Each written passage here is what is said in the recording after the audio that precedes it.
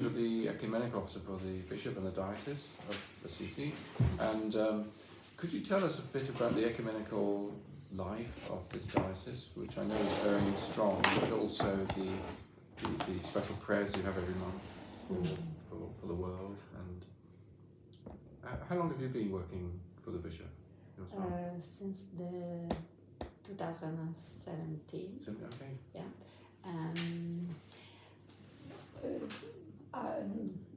There are two ways to live for ecumenical relationships and so on. Because in our dioceses, we have only your community, your congregation, and we have a little community of Copto Orthodox in Gualdo Tadino, in another little town. And in this time we have 2 years with pandemic situation, so it's very different way to stay together. But we have to try to do something ecumenical prayer for Spirit of Assisi in October, every October, 27th of October, and or for the season of creation in September, and the settimana di preghiera per l'unità dei cristiani, the weeks for unity, for Christian unity, yes. And in this way. But for your topic for the every month, this is an initiative from the Spirit of Assisi Commission from our dioceses. Is every month we focus on a place or a situation of conflicts, war, on something in this way, to pray for peace. And we spread this invitation from the Bishop of Sorrentino all for our contacts, people we are in relation with. And how many people join in that prayer on the 27th? We have not precise It's now. right across the world now. It's all over the world. Thank you for the the Anglican congregation, because we send it to Brazil, to New Zealand, Australia, and England, and Canada. And so you call that capillaria. Yes, little things reaching out over the world. Yes. we try to raggiungere, to bring together, but to send it all over the world. So if you receive this invitation to the prayer, we hope that you spread this invitation in your community, and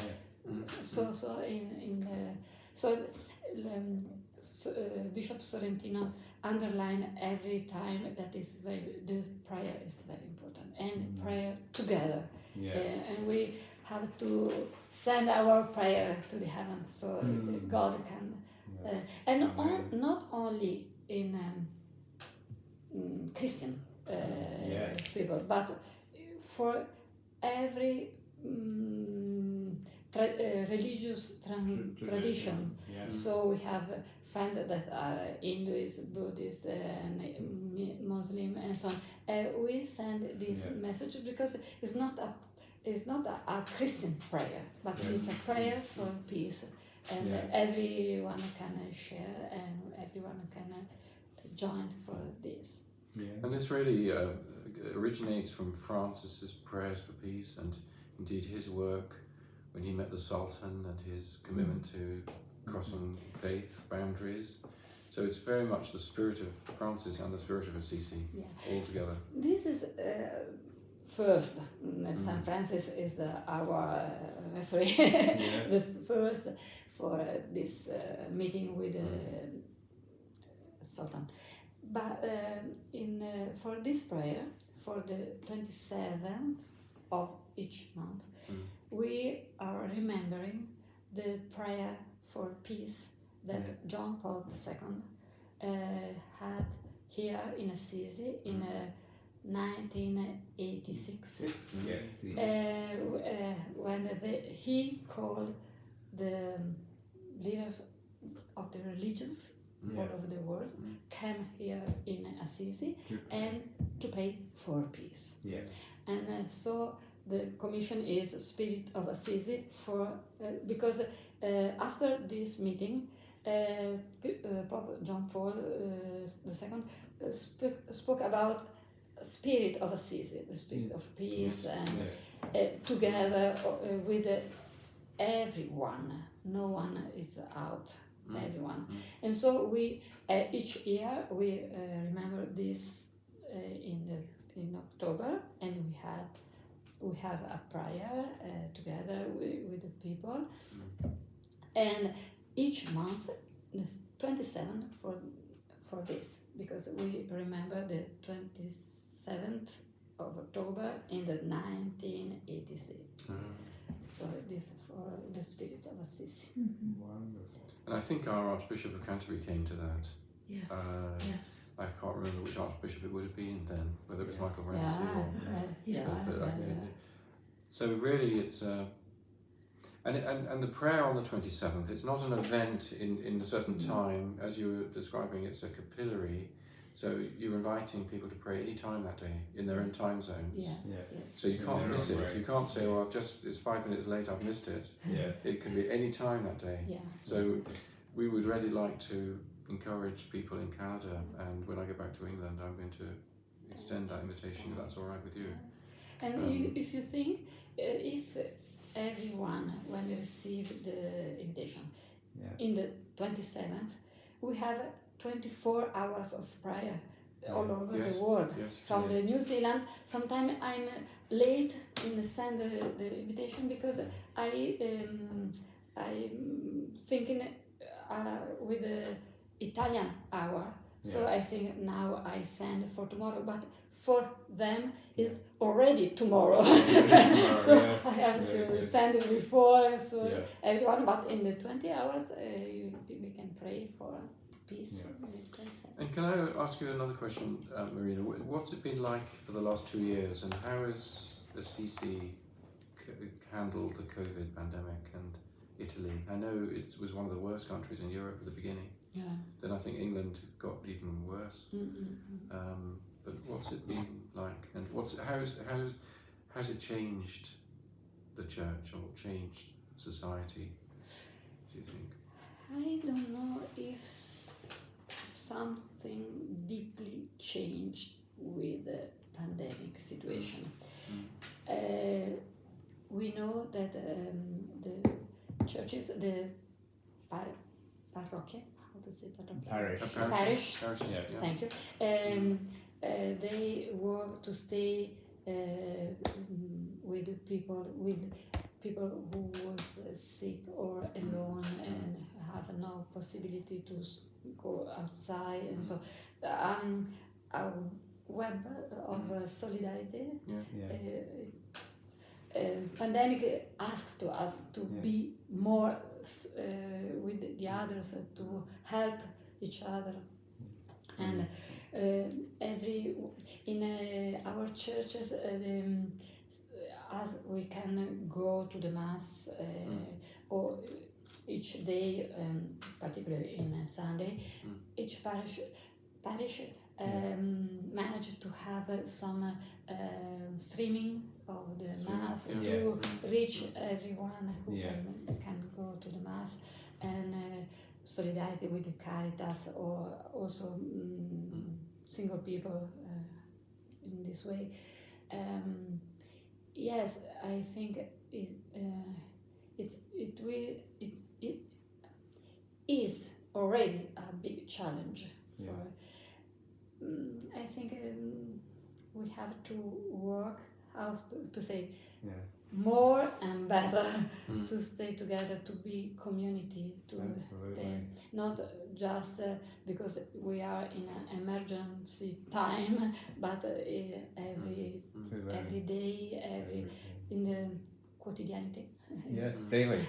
I'm going to join you. Just keep on talking. You two talk to each other. I'll just sit back here. And Yeah, I have. That's right. You're good. did a lot of people in the CC area get ill and die from COVID? Did a lot of people here die of COVID? I don't have any statistics, but also in this, in Assisi and in the Diocese, we have a lot of them. Yes, some and yeah, it was very difficult.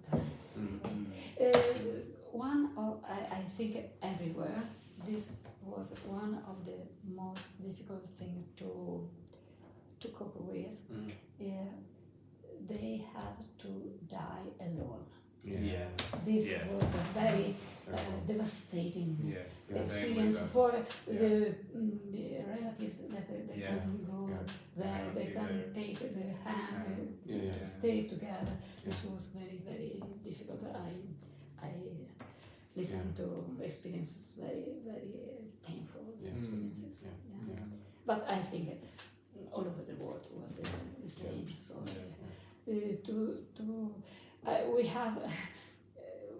we are very happy when we can meet together in person, not only in the Zoom or another thing, but with the screen. But also to say hello, how are you? You are simple good things. or not? I'm not good, but we can share. Talk about it. Yes, and you can talk about it. Yes, this is very. That's huge. Like the municipality, we have a major. Stefania Proietti is the major. The mayor. She's I think she did everything she can to stay with the people and to. We see an increasing number of families that can afford. How to say spesa to food and rent or to pay utilities, electricity. And it's terrible. They from the municipality and from the church they work together to help people. Something can do the lay people, something can do the church, but together to help people. Yes. We have Emporio, we call it. It's a similar supermarket where people can go and take some without give anything. A food bank, we call it. This way. And the number increased. Because people lost job. Assisi, in particular, restaurants, hotels, they closed. So people can have any job, they can have any money. And so a lot of difficulties. They work together. I think this is it's not for perhaps not the best thing, but they try to work together to help people.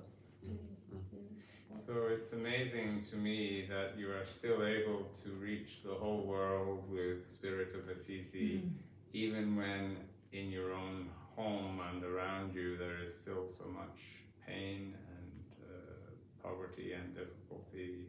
Poverty of a kind we don't want. But I'm so impressed that you're able to keep on working and keep on sharing and learning to use technology to reach the world. It's so important. So the Anglican congregation too, no? They have the Sunday service. We were very grateful to Bishop Sorrentino for lending us the lovely church of St. Leonard, and it's been beautifully restored.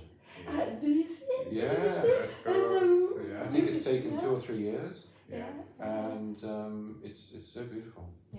And on Sunday we'll have our Eucharist for Easter, and then next Sunday there's a little baby I'm going to be baptizing, who's from an Eritrean refugee family. Meron. Meron, do you know him? Yes, because yes. this is not for an ecumenical job, but I'm working for Caritas in the house where is the Simon and his family. Yes, okay. Okay, good. So it is all, we are all connected. And we're very grateful to you, Marina, for all your support ecumenically, and you even came round all the churches with some disinfectant for our church. So you work ecumenically, practically, spiritually, prayerfully, in every way. So. But it's not me, it's our commission and Paolo, sorella Paola, Elena. We have. I want to name everyone. So we have also Sister Frances, and Francesca, Elena, Paola, Susanna, Fra Paolo, and Father Maurizio from the church. We have. Grazie. No, I'm sorry that one of the two things was open. And I said, it's not new, it's already open. But I think one time Kathy told me that she was happy that Bishop Sorrentino think you as one of his parish, with a difference, obviously, but as love and friendship and so I thought, okay, I give you something that was already open, used, but you are our parish, you are friends. And it is all clean.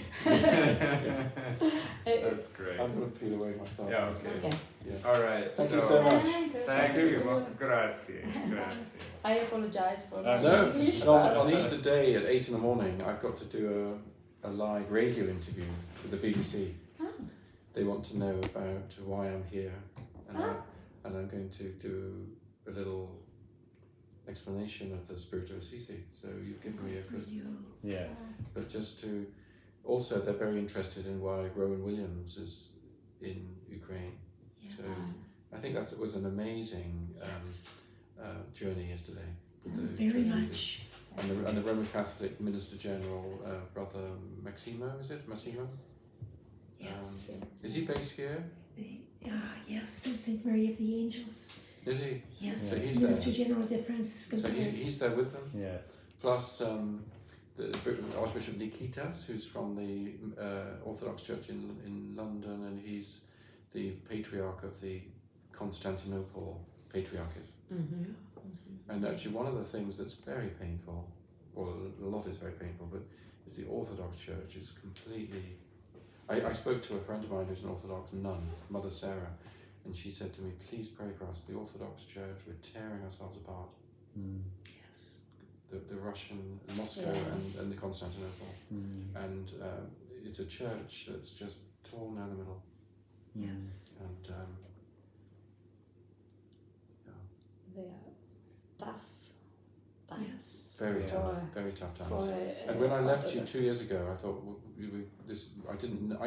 I went to a restaurant downstairs, and the man said, we're going to close for a month, and that's a terrible thing. They would close for 2 years. We come back to Assisi, and we've got war in Europe. Doesn't seem real, does it? So the prayers of Assisi are so vital right now. Well, I'm just going to say in closing, first of all, we're here with this.